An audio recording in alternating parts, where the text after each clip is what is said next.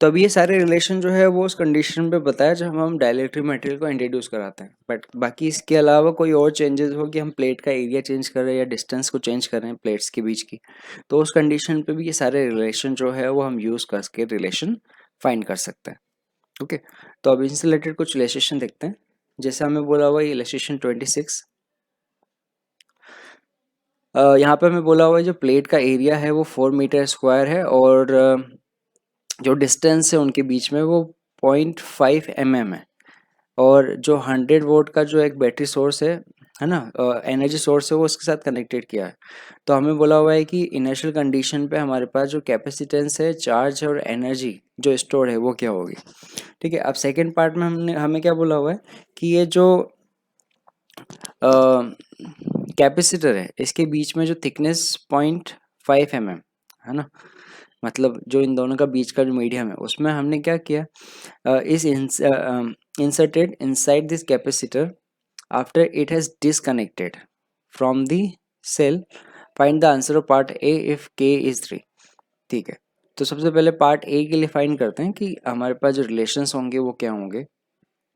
देखिए ए की बात करें तो अभी हमें एरिया दिया हुआ है ना, एरिया हमें दिया हुआ है वो है 4 मीटर स्क्वायर।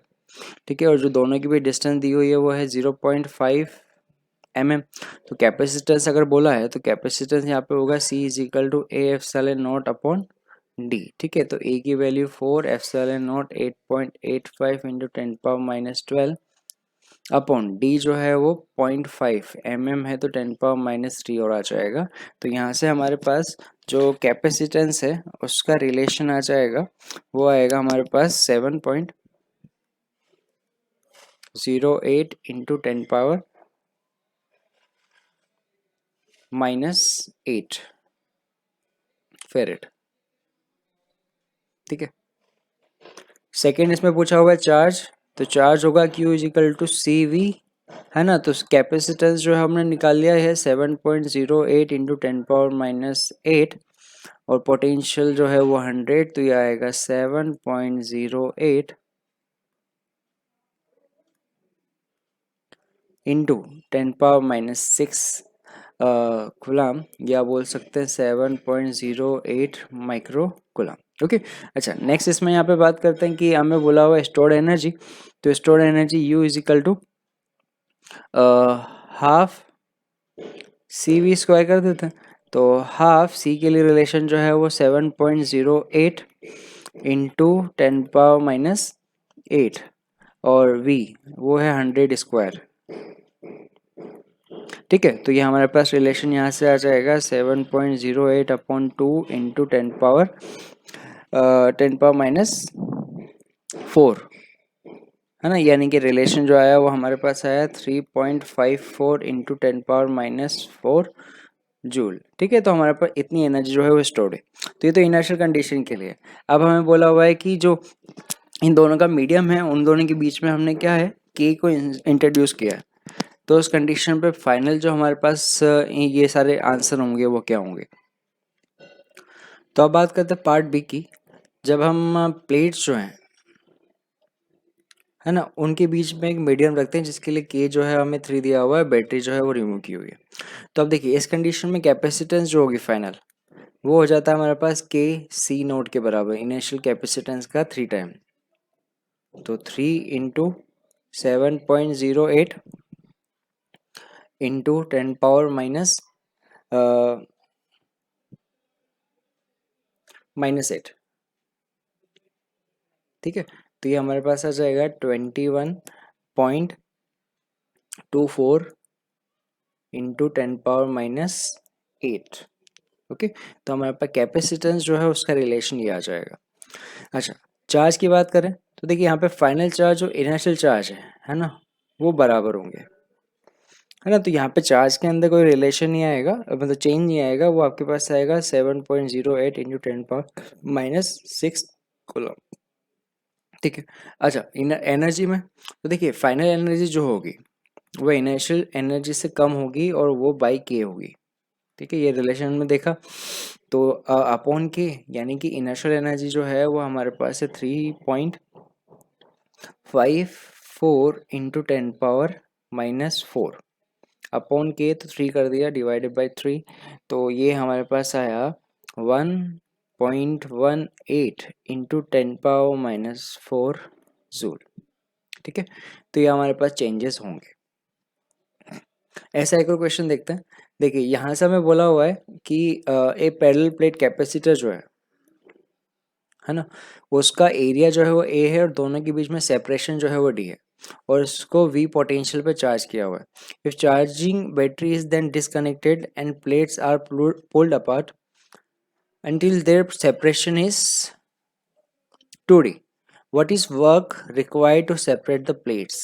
ठीक है, तो इस टाइप के क्वेश्चन भी हमसे पूछे जाते हैं जिसमें हमें क्या करना होगा, वर्क डन फाइंड करना होगा। तो यहाँ हमें समझना पड़ेगा कि जो वर्क डन होगा that will be equal to change in potential energy stored in capacitor. Capacitor में जो पोटेंशियल एनर्जी में चेंज आया होगा उतना हमने वर्क डन किया होगा। तो देखिए जो यहाँ पे वर्क डन होगा that will equal to delta U, है ना, U final minus U initial. तो यू फाइनल कितना हो जाएगा, तो अब देखिए यहाँ पे हमारे पास जो बैटरी है ना उसको हमने रिमूव कर दिया है, तो यहाँ पे हमारे पास फाइनल चार्ज जो है वो तो कंजर्व रहेगा। तो यहाँ पे हमारे पास रिलेशन आएगा यू फाइनल के लिए 1/2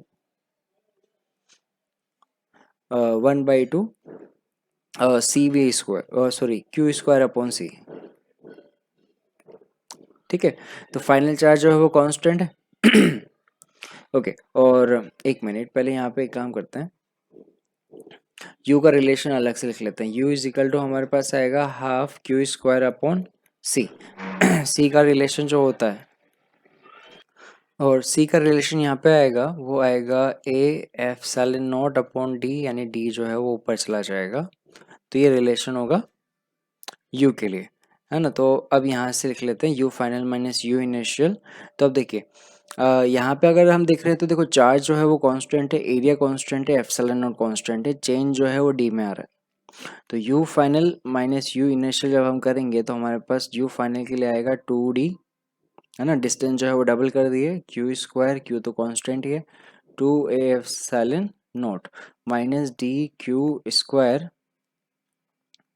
अपॉन 2a एप्सिलॉन नॉट। अब देखिए यहाँ से हमारे पास D Q upon 2a epsilon nought common आ रहा है, या सिंपली हम देखें तो यही रिलेशन यहाँ पे आएगा, ये 2 है ना, तो 2a एप्सिलॉन नॉट में से इसमें से माइनस करेंगे तो हमारे पास रिलेशन आ जाएगा D Q upon 2a epsilon nought. अब देखिए ऑप्शन जो है वो हमें दिए हुए हैं वो v की फॉर्म में दिए हुए हैं, तो d अपॉन 2 एप्सिलॉन नॉट जो है उसके अंदर हम q को लिख सकते हैं cv, और c का रिलेशन होता है a epsilon not upon d into V का होल स्क्वायर। तो यहाँ पर रिलेशन आ जाएगा वो आएगा half a epsilon not upon d V square. तो ये हमारे पास चेंज इन पोटेंशियल एनर्जी है, that will be equal to work done. तो अब देखिए ऑप्शन कौन सा सही है, तो हम अगर देखें तो ऑप्शन जो डी है वो इसके अकॉर्डिंग करेक्ट हो रहा है। ओके,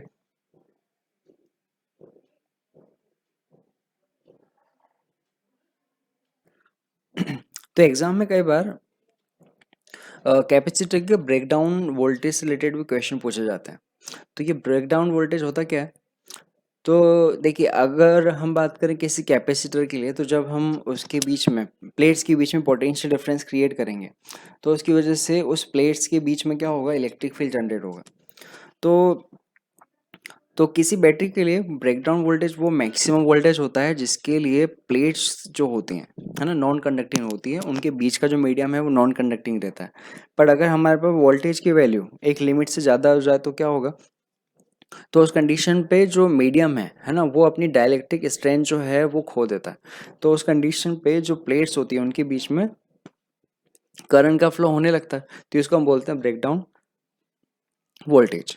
ठीक है, तो voltage across the capacitor at which current start flowing through the capacitor is called breakdown voltage, है ना। और ब्रेकडाउन वोल्टेज जो होगा वो डाइलेक्ट्रिक मटेरियल जो है उसकी स्ट्रेंथ पर डिपेंड करता है कि कितने डाइलेक्ट्रिक मतलब कितने इलेक्ट्रिक फील्ड के लिए जो डाइलेक्ट्रिक मटेरियल है वो नॉन कंडक्टिंग रहता है।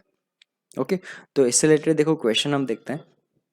जैसे हमें यहाँ पे बोला हुआ है कि find breakdown voltage for the capacitor if they are connected in series. तो देखिए एक ये कैपेसिटर है जिसके लिए हमें बोला हुआ है कि जो कैपेसिटेंस जो है वो 2 माइक्रोफेरेड है और उसका जो ब्रेकडाउन वोल्टेज है वो 20 है।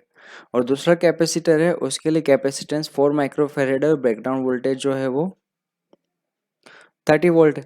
तब अब हम इनको क्या कर रहे हैं, सीरीज में कनेक्ट कर रहे हैं। तो सीरीज में जब कनेक्ट करेंगे तो मैक्सिमम कितना वोल्टेज की बैटरी जो हम लगा सकते हैं कि ये जो दोनों कैपेसिटर है वो नॉर्मल कंडीशन में काम कर सके। तो देखिए इसे,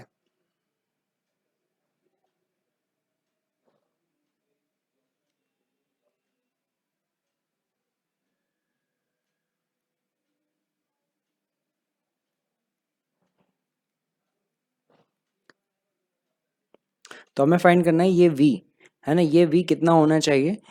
यहाँ पर जो है ये 2 माइक्रोफेरेड है और ये 4 माइक्रोफेरेड है, ठीक है। और यहाँ पे जो वोल्टेज है मैक्सिमम है ना, जो पहला जो कैपेसिटर है उस पे मैक्सिमम पोटेंशियल जो है वो हो सकता है 20 और दूसरे पे हो सकता है वो है 30, यानी मैक्सिमम 20 यहाँ पे बना सकते हैं और 30 वोल्ट यहाँ पे कर सकते हैं। ये तो उनकी ब्रेकडाउन वोल्टेज की वैल्यू हुई, है ना। तो एक बार देखिए सीरीज के अंदर कौन सी प्रॉपर्टी जो होती है वो कॉमन होती है। जब हम सीरीज में बात करते हैं तो दोनों पे पोटेंशियल अलग अलग होता है पर चार्ज जो है ना, दोनों पे जो चार्ज है वो अलग अलग होता है। तो सीरीज के अंदर जब हम इनको कनेक्ट करेंगे तो जो फाइनल चार्ज है वो दोनों पे सेम होना चाहिए, है ना, दोनों का फाइनल चार्ज सेम होना चाहिए। तो Q1 का जो मैक्सिमम चार्ज है वो कितना हो सकता है ना। Q1 का मैक्सिमम चार्ज होगा वो होगा Q is equal to C V होता है तो 2 × 20 यानी 40 माइक्रो कूलम। और Q2 का जो मैक्सिमम चार्ज है ना, वो यहाँ पे हो सकता है वो है 120 माइक्रो कूलम। तो जब हम इनको चार्ज करेंगे तो 40 वाली कंडीशन जो है वो पहले आ जाएगी। तो जो इस कंडीशन में हम बात करें तो जो मैक्सिमम चार्ज जो हम यहाँ पर अप्लाई कर सकते हैं वो कितना कर सकते हैं, 40 माइक्रो कूलम। अगर इससे ज़्यादा चार्ज अगर कैपेसिटर पे आएगा तो उस कंडीशन पे क्या होगा कि जो पहला कैपेसिटर होगा वो पहले ब्रेक हो जाएगा, है ना। बाकी इस टाइप के क्वेश्चन के लिए वोल्टेज की वैल्यू जो है हमें निकालनी है तो हम डायरेक्ट भी देख सकते हैं कि हमें पता है V1 और V2 का रिलेशन। जब सीरीज में दो कैपेसिटर लगे होते हैं तो हमारे पास रिलेशन जो है वो क्या आता है, वो V1 का रिलेशन आता है V1 is equal to C2 upon C1 plus C2 into V। तो इस फॉर्मूले को यूज करके भी हम डायरेक्ट आंसर निकाल सकते हैं, है ना। एक मेथड तो ये हुआ कि हम क्या करें, फाइनल चार्ज जो है मैक्सिमम जो है वो कितना होगा 40 रखेंगे। तो वहाँ से हम रिलेशन निकालेंगे कि जो फाइनल चार्ज 40 है उसके लिए C इक्वलेंट निकालेंगे और V इजिकल टू जो होगा, है ना, V इजिकल टू होगा, V इजिकल टू क्या होता है Q बाई C। तो Q मैक्सिमम वो रखेंगे हम 40 और जो C इक्वलेंट है इसका वो यहाँ पे लाके रख देंगे, तब भी हमारे पास आंसर आएगा। बाकी दूसरा मेथड है हमारे पास यहाँ पे, वो क्या कि V1 जो है वो हमारे पास कितना होना चाहिए, वो होना चाहिए 20 वोल्ट। तो V इजिकल टू हम लिख सकते हैं, वो लिख सकते हैं V1 into C1 plus C2 into sorry upon C2। तो V1 हमारे पास कितना है 20, C1 जो है वो 2 प्लस 4 अपॉन 4, ठीक है। C2 जो है वो 4 है तो यहाँ से हमारे पास रिलेशन आएगा वो कितना आ जाएगा, वो आएगा 30 वोल्ट, ठीक है। तो हम 30 वोल्ट की बैटरी जो है वो यहाँ पे अप्लाई कर सकते हैं।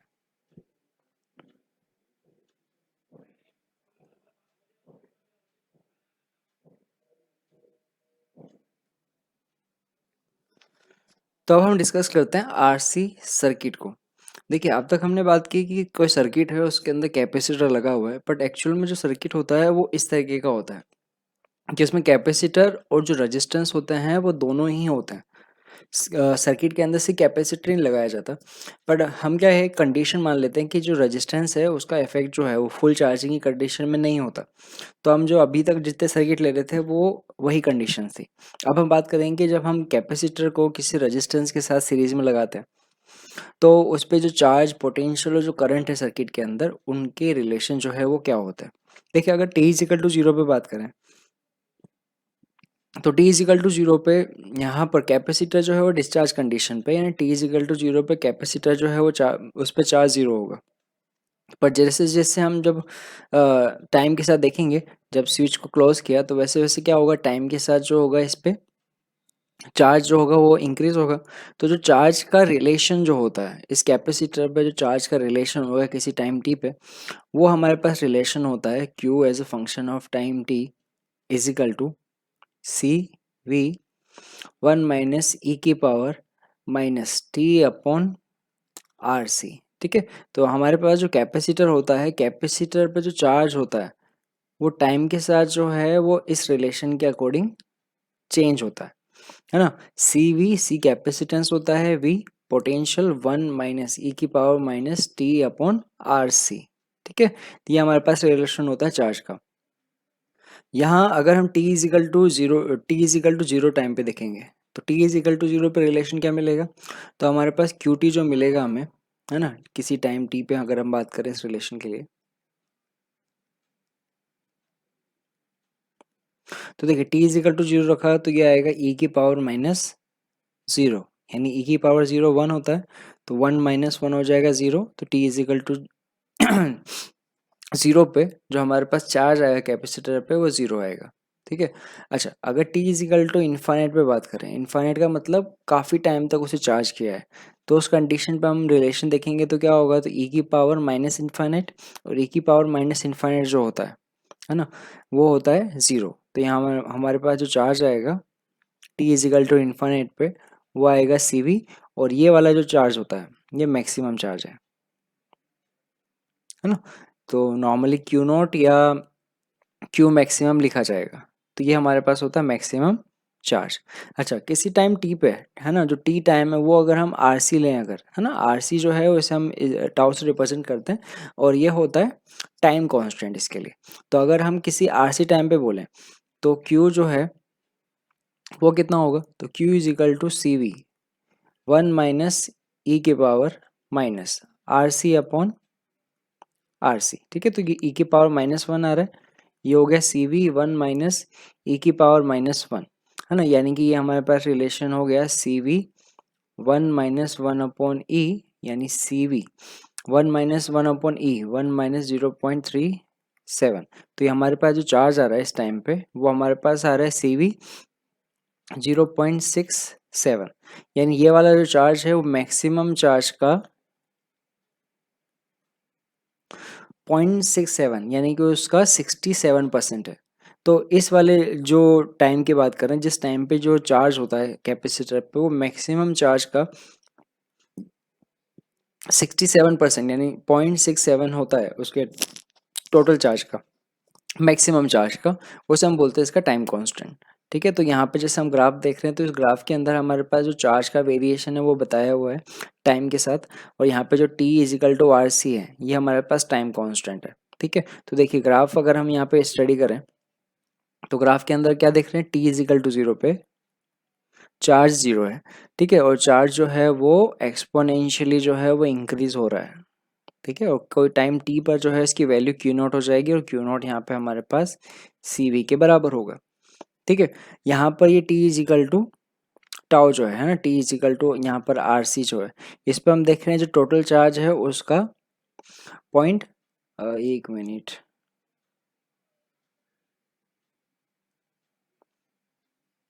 63, है ना, 0.63। तो अगर हमारे पास जो टोटल चार्ज है ना उसका 0.63 टाइम अगर हो जाए, है ना, तो यहाँ पे हमारे पास जो रिलेशन आएगा वो ये होता है। तो हम टाइम कांस्टेंट को क्या डिफाइन करते हैं, कि हम रिप्रेजेंट करते हैं कि कैपेसिटर के लिए, है ना, वो टाइम जब हमारे पास जो चार्ज है वो टोटल चार्ज का 0.63 टाइम हो जाता है, उसे हम बोलते हैं उसका टाइम कांस्टेंट। अगर इसी कैपेसिटर पे हम पोटेंशियल का वेरिएशन देखें ना, तो यहाँ पे पोटेंशियल जो है कैप इस पर और रेजिस्टेंस पे होगा।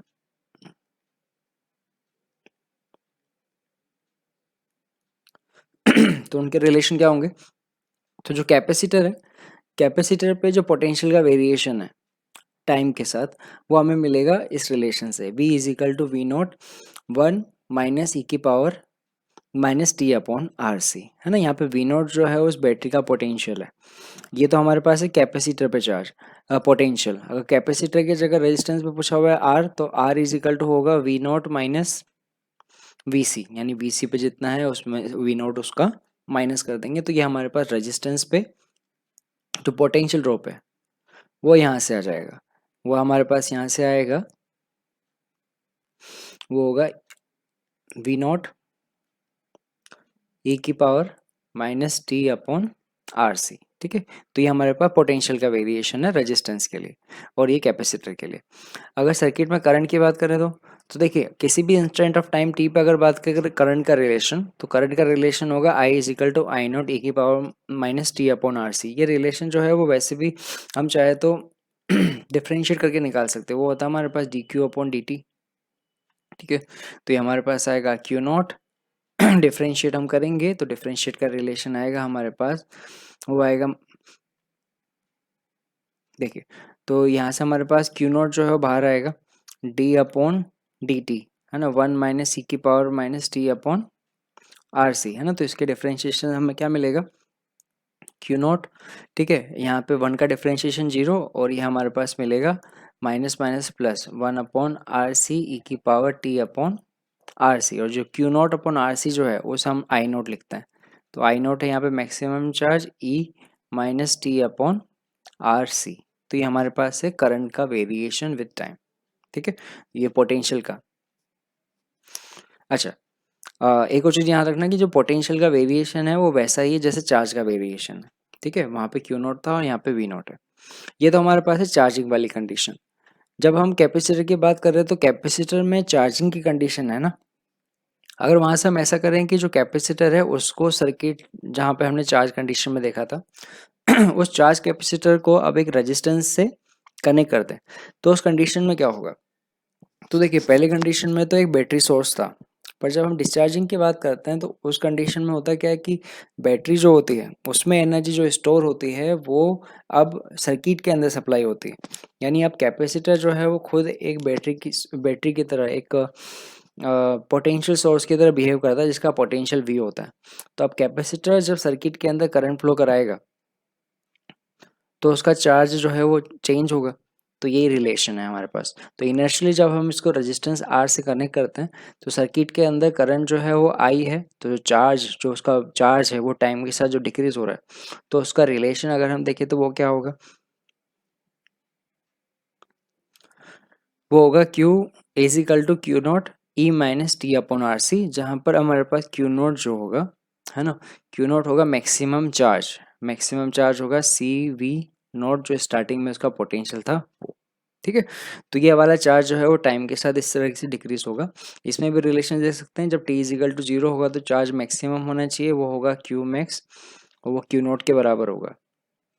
T is equal to infinite पे देखेंगे तो चार्ज जो होगा वो 0 हो जाएगा, यानी इन्फाइनाइट टाइम पे हमारे पास जो कैपेसिटर होगा वो कम्प्लीटली डिस्चार्ज हो जाएगा और जो टोटल एनर्जी थी कैपेसिटर की वो हीट की फॉर्म में डिसिपेट हो गई है ना। इस टाइप का क्वेश्चन भी पूछा जाता है कि कैपेसिटर जो चार्ज कंडीशन पे है जब उसको एक रेजिस्टेंस से कनेक्ट करेंगे तो एनर्जी लॉस कितना होगा, तो वो कितना होगा, तो वो जो चार्ज कैपेसिटर है वो अपनी टोटल एनर्जी जो है वो हीट की फॉर्म में लॉस कर देता है। तो इसमें स्टोर्ड एनर्जी अगर हाफ सी वी स्क्वायर है ना, तो हीट जो लॉस होगा वो स्टोर्ड एनर्जी के बराबर होगा T is equal to infinite के लिए। यहाँ से भी अगर हम देखें रिलेशन क्या, तो इसका ग्राफ जो है वो इस तरीके से आता है। तो अगर मैं यहाँ पर टी का जो टाइम है ना, टी इज इक्वल टू अगर आर सी लूँ यहाँ पे, तो हमारे पास जो टाइम कांस्टेंट है उसकी एक और डेफिनेशन हमें मिलती है। डिस्चार्जिंग के केस में टी इज इक्वल टू अगर आर सी लें तो ये हमें मिलेगा क्यू नॉट ई की पावर माइनस 1, यानी यहाँ से हमारे पास क्यू जो मिलेगा वो मिलेगा 0.37 ऑफ क्यू नॉट है ना। तो यहाँ से हमारे पास जो टाइम कांस्टेंट उसकी नई डेफिनेशन आती है। यहाँ से हम क्या डिफाइन करते हैं कि जो टाइम कांस्टेंट है ये वो टाइम होता है जब हमारे पास डिस्चार्जिंग की कंडीशन पे जो कैपेसिटर होता है उस पर चार्ज जो है टोटल चार्ज का 37% होता है ना। तो ये वाला जो टाइम होगा इसको हम टाइम कांस्टेंट डिफाइन करते हैं इन कंडीशन ऑफ डिस्चार्जिंग। तो चार्जिंग की कंडीशन में टोटल चार्ज का 63% और डिस्चार्जिंग की कंडीशन में 37%, तो उस कंडीशन को हम बोलेंगे, उस टाइम को हम बोलेंगे टाइम कांस्टेंट। अगर इसमें पोटेंशियल और करंट का वेरिएशन देखें तो वो कैसा मिलेगा, तो देखिए पोटेंशियल का जो वेरिएशन है वो हमें चार्ज की तरह ही मिलता है। तो v is equal to V nought E की power minus T upon R C, और वी नॉट जो है वो t इज इक्वल टू 0 पे पोटेंशियल है ना, और t is equal to infinite पे वो 0 हो जाएगा। अगर करंट का रिलेशन दिखा रहे तो करंट का रिलेशन वैसे निकलेगा जैसे हमने पहले देखा था। I इज इक्वल टू हमारे पास होगा, वो होगा I is equal to D Q upon T T. ठीक है, तो जो करंट होगा वो डिक्रीज होगा, पर डायरेक्शन जो होगी वो थोड़ी अलग होगी। तो यहाँ पे हमारे पास जो रिलेशन आएगा आई का, वो आएगा I is equal to I not E की power minus T upon R C. तो अगर चार्जिंग और डिस्चार्जिंग की कंडीशन में मैं करंट का वेरिएशन अगर आपको बताऊं तो वो इस तरीके से आएगा। जब चार्जिंग की कंडीशन देखेंगे तो t इज इक्वल टू 0 पे करंट जो होता है वो मैक्सिमम होता है। धीरे धीरे क्या होगा, करंट जो होगा वो डिक्रीज होगा और t is equal to infinite पे 0 हो जाएगा। अगर डिस्चार्जिंग कंडीशन में बात करें तो कैपेसिटर जो है वो खुद अब पावर सप्लाई कर रहा है, तो जो डायरेक्शन है वो अब कैपेसिटर के अकॉर्डिंग आएगी, जिसको हम यहाँ पे माइनस ले रहे हैं। तो ये रिलेशन है यहाँ पे माइनस आई नॉट ई की power T upon R C का, और इसमें भी जो कैपेसिटर है वो डिस्चार्ज हो जाएगा, तब हमारे पास करंट का रिलेशन जो है वो फाइनली 0 मिलेगा। ओके, तो अब यहाँ पे एक टाइप ऑफ क्वेश्चन तो आता है कि किसी पर्टिकुलर टाइम टी पे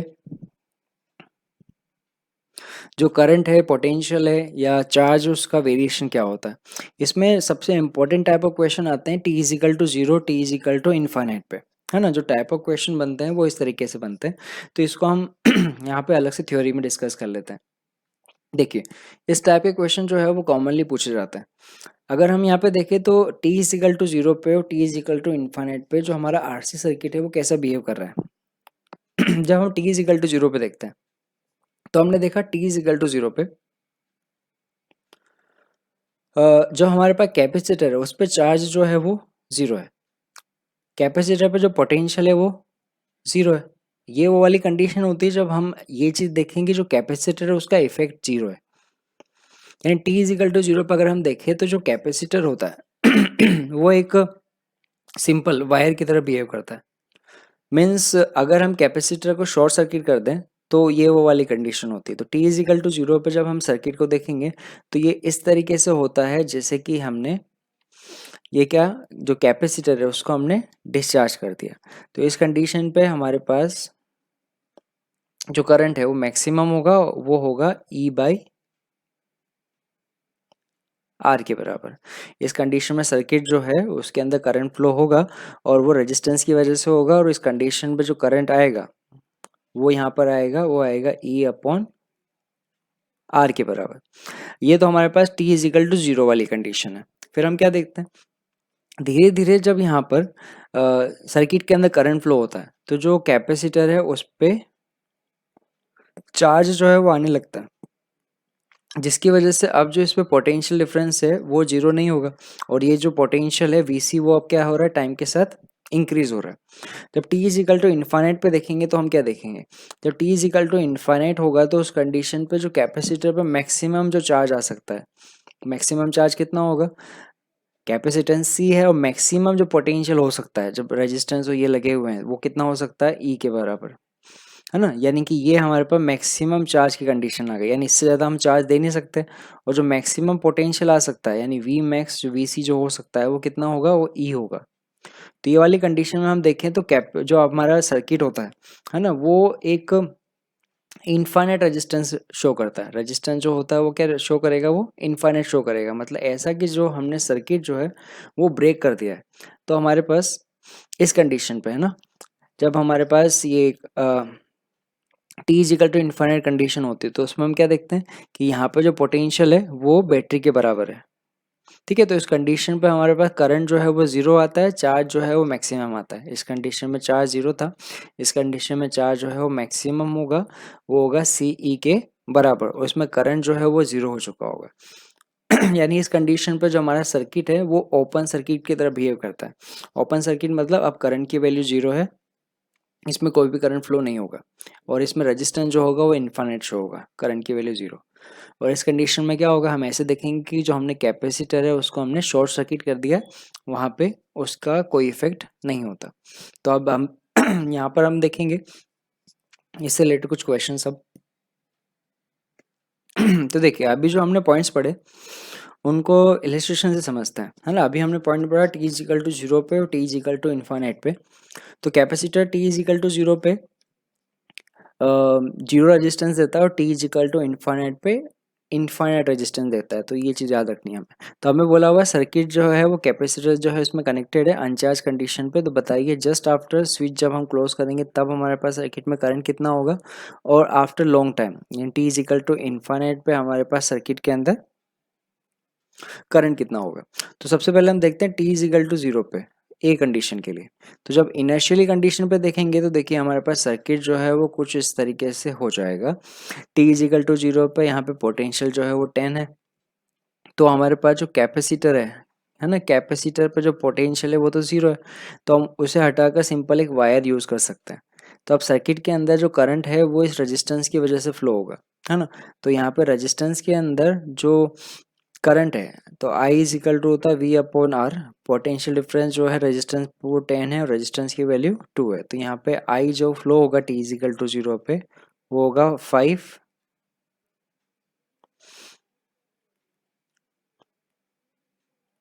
5 एम्पियर, है ना। ये मैक्सिमम वैल्यू है करंट की जो सर्किट में फ्लो होगी, ठीक है। अच्छा, ये तो T is equal to zero पे। अब अगर T is equal to infinite की कंडीशन देखें तब क्या। तो जब हम T is equal to infinite पे देखेंगे तो ये वाला जो कैपेसिटर है इस पे जो पोटेंशियल है वो 10 वोल्ट हो जाएगा। तो अगर मैं यहाँ रेजिस्टेंस पे देखूँ कि रेजिस्टेंस पे पोटेंशियल कितना है, कि रेजिस्टेंस पे पोटेंशियल डिफरेंस कितना है, तो यहाँ पर 10 वोल्ट है, यहाँ पर भी 10 वोल्ट है, यानी रेजिस्टेंस पे जो डेल्टा वी आएगा वो ज़ीरो हो जाएगा। तो अगर डेल्टा वी आर यहाँ पर ज़ीरो है इसका मतलब क्या हुआ, करंट जो होगा वो भी ज़ीरो होगा। तो जब T is equal to infinite पे देखा जाएगा तो T is equal to infinite पे सर्किट के अंदर कोई करंट फ्लो नहीं होगा। ओके, तो ऐसा एक और इलस्ट्रेशन दिखते हैं। ये जो सर्किट दिया हुआ है उसमें हमें बोला हुआ है कि तीन रेजिस्टेंस जो है वो तीनों रेजिस्टेंस बराबर हैं, आर दिए हुए हैं, और एक कैपेसिटर जो है वो लगाया हुआ है। अब बोला हुआ है कि अगर हम इस कैपेसिटर के अंदर स्विच को जब क्लोज करें तो T is equal to zero पे और T is equal to infinite पे आई वन आई टू और आई थ्री की वैल्यू क्या होगी, है ना। तो फर्स्ट केस की बात करते हैं जस्ट आफ्टर, यानी कि T is equal to zero पे सर्किट के अंदर रिलेशन को। तो देखिए जब हम T is equal to zero पे बात करेंगे तो T is equal to zero पे हमने ये चीज़ देखा कि कैपेसिटर जो है उस पर चार्ज जो होता है वो ज़ीरो होगा, इस पे पोटेंशियल जो होगा वो ज़ीरो होगा। तो इस कैपेसिटर को हम शॉर्ट सर्किट कंडीशन में इस तरीके से एज्यूम कर सकते हैं। अब इस कंडीशन पे देखें तो देखिए ये आपके पास दो रेजिस्टेंस है जो एक दूसरे के पैरेलल में, ये दो रेजिस्टेंस एक दूसरे के पैरेलल में जिनका रिजल्टेंट जो होगा वो होगा आर बाई टू। तो सर्किट के लिए जो टोटल रेजिस्टेंस आएगा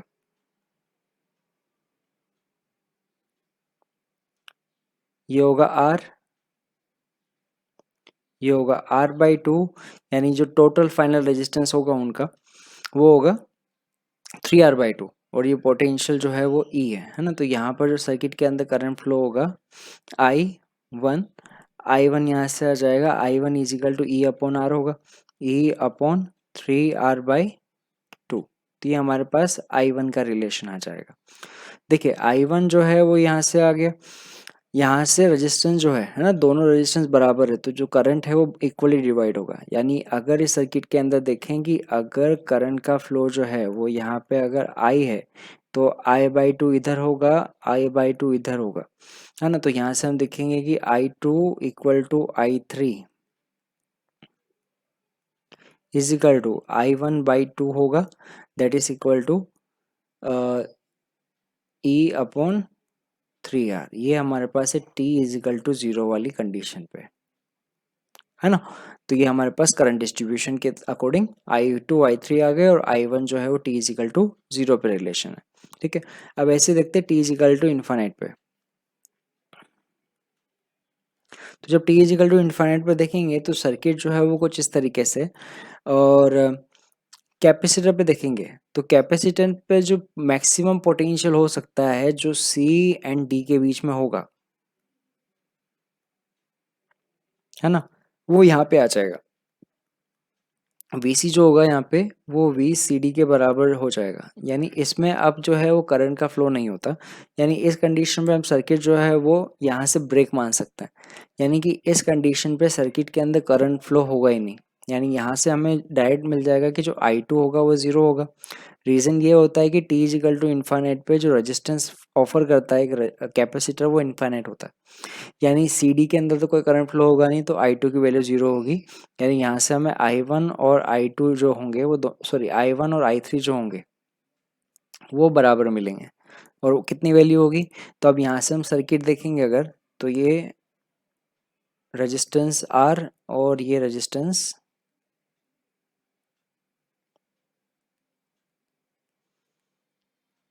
ये वाला भी R दोनों सीरीज में है, तो यहाँ पे R इक्वलेंट जो है वो आ जाएगा 2R के बराबर, यानी जो I1 इक्वल टू I3 की जो I3 का जो रिलेशन है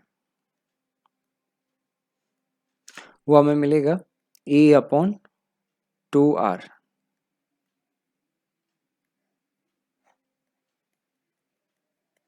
ठीक है।